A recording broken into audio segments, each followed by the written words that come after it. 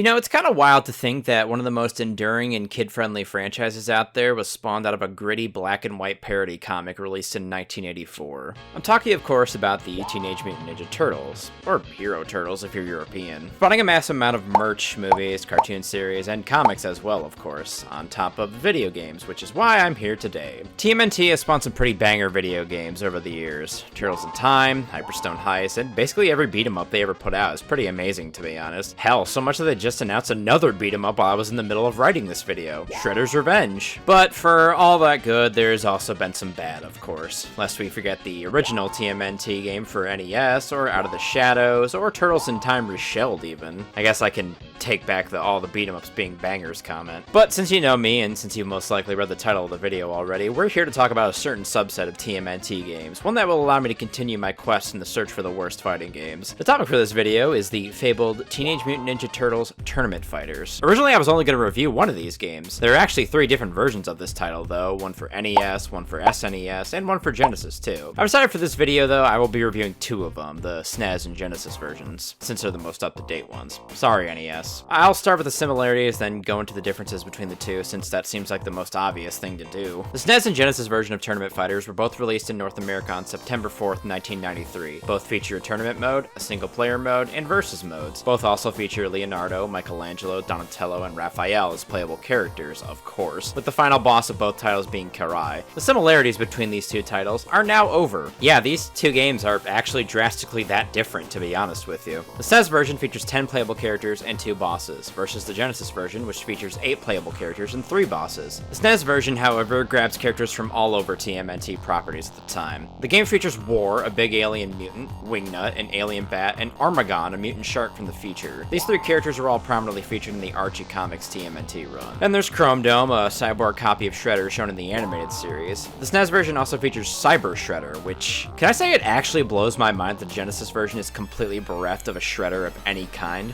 That's fucked up, man. And lastly, there was Asuka, a completely original character that's never been seen after this title's release. Fun fact, Asuka was originally meant to be Mitsu from the 3rd live-action TMNT movie, but yeah, that movie sucked eggs, so they pivoted away from using her. They also censored her ass in the US version. Total shame there. The SNES version also features Rat King as a sub-boss, a super juiced man who just thinks he's a rat, dresses like a rat, comes from the sewers. You know how rats are. Rats, we're furry and forlorn. We live in sewers, loving sewers, and our hearts are torn. Rat King is also the game's grappler and is locked away behind cheat codes, so I went without my archetype for this game. And for the Genesis version, too. The Genesis version's roster, on the other hand, features Casey Jones, everybody's favorite vigilante hooligan, though he seems to be lacking in Jose Canseco bats for this adventure. On top of that, there's April O'Neil, who has decided to cosplay Blaze Fielding for this game, and apparently was taught to fight by Vega from Street Fighter.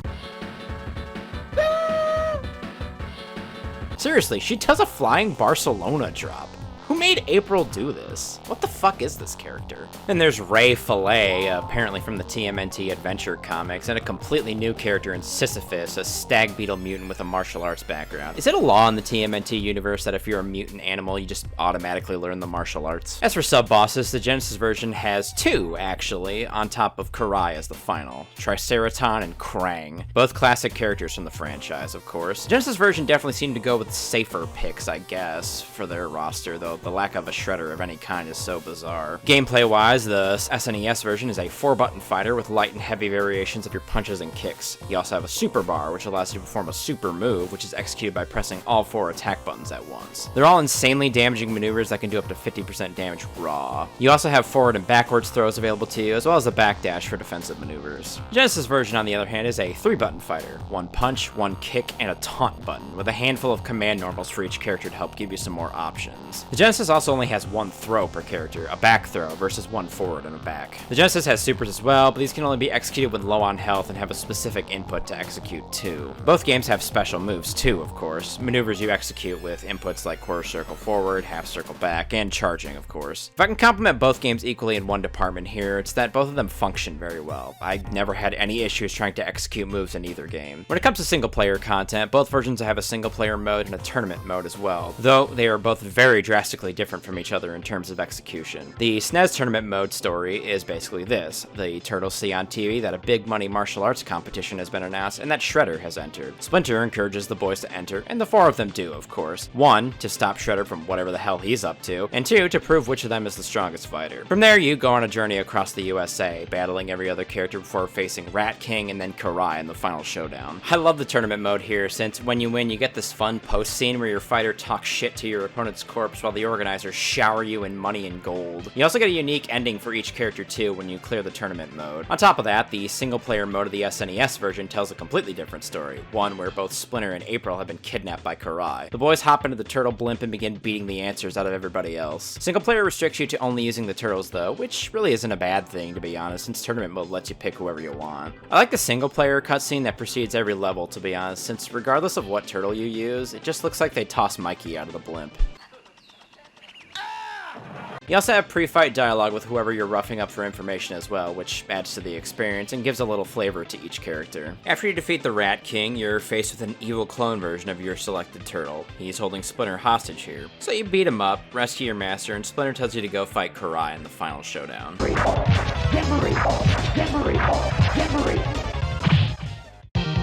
Let's take down. After you defeat Karai, you rescue Splinter and April from her clutches, and the game ends with Splinter telling you that you must continue your training since evil can pop up at just about any time. The Genesis tournament mode, though, is...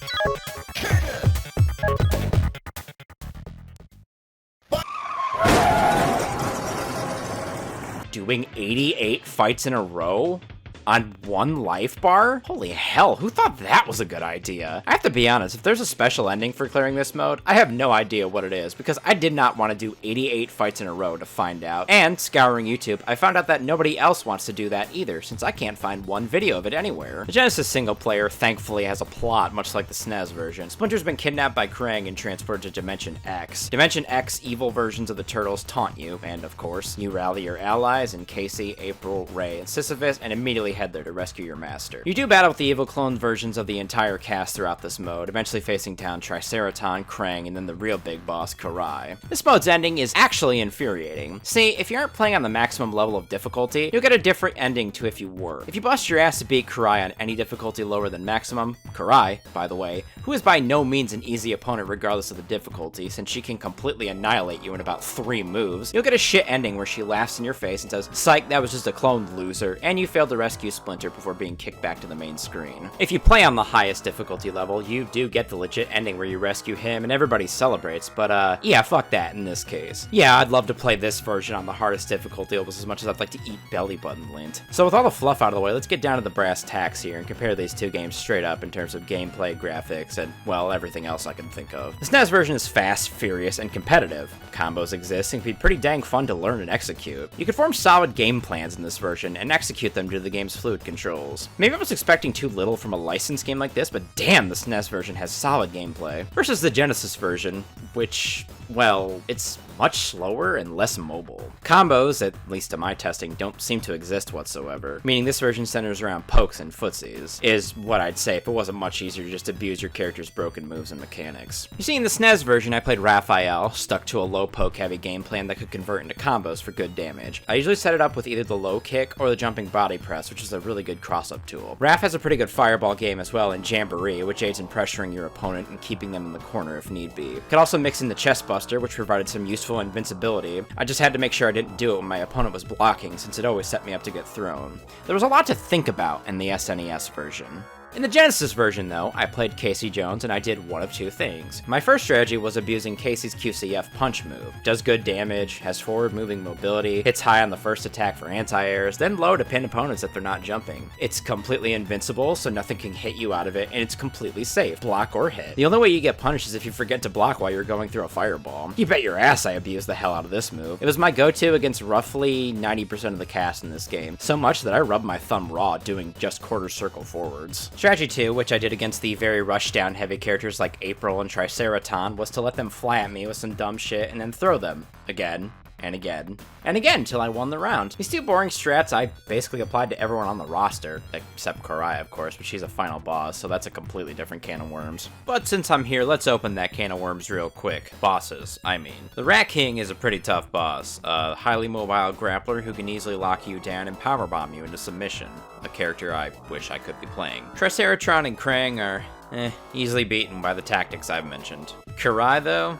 Kurai is what you could refer to as an SNK boss. Basically, a boss so absurdly broken and powerful, they're insanely difficult to beat. Genesis and SNES both, she's hard as hell to beat. Damn near impossible, to be honest. Frustrating and powerful. That's how I like my fighting game bosses. Presentation-wise, the SNES version is incredibly bright, interesting, and colorful, with backgrounds that are active with cheering spectators, cameos from other TMNT characters, rock bands jamming out, giant squids observing the fight, and all sorts of cool active stuff that make it just fun to look at. The Genesis version, on the other hand, is far darker in palette, with backgrounds that are, unique, to say the least. But barring this uniqueness, everything is just so flat. Sure, there's some moving background elements when it comes to stuff like lava, but I mean, look at the SNES version. The squid's eyes track you and your opponent as you fight across the screen. Why doesn't this lava monster do that? Or this dinosaur? Or whatever the fuck this thing is. Everything's just kinda there. Genesis stages do have these transitions a la Mortal Kombat when you slam your opponent enough times. It helps liven things up a bit, but still, the SNES stages are better. So, to recap, the SNES version is more fun to play, looks better, has the bigger roster, the objectively better roster, a far better single-player presentation and experience, and to top it all off, even has a dedicated competitive scene. There's been tournaments at Combo Breaker and everything. Here's where I'd say which version is better and make a big thing out of the final decision, but it's not even fucking close. The SNES version reams the Genesis version completely. Honestly, the only thing I can really put the Genesis version over with is that it has Casey Jones. God, why couldn't you have been in the SNES version, Casey? I guess they at least stack up pretty comparatively in terms of soundtrack. Both the SNES and the Genesis boast some pretty tight tracks to beat your opponent to. Otherwise,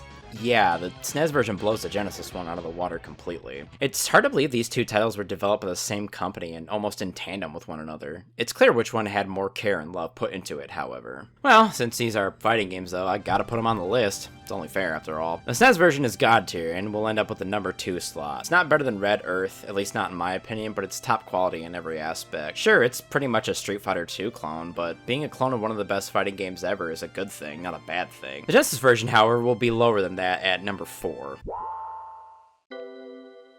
I need to bloat this list out so that sounds less impressive. It's better than Street Fighter 1 since it's actually possible to do your moves reliably in this game, but that's about it. It's certainly not much better than the lower ones on this list, but it's really nowhere near as good as the top ones. So yeah, play the SNES version, and that's saying something coming from a Sega kid like myself. Anyways though, I'm Hades Manticore, this is City State Manticore. Leave a like and a comment about your experience with either of these titles, and I'll see y'all in the next video. Goodbye.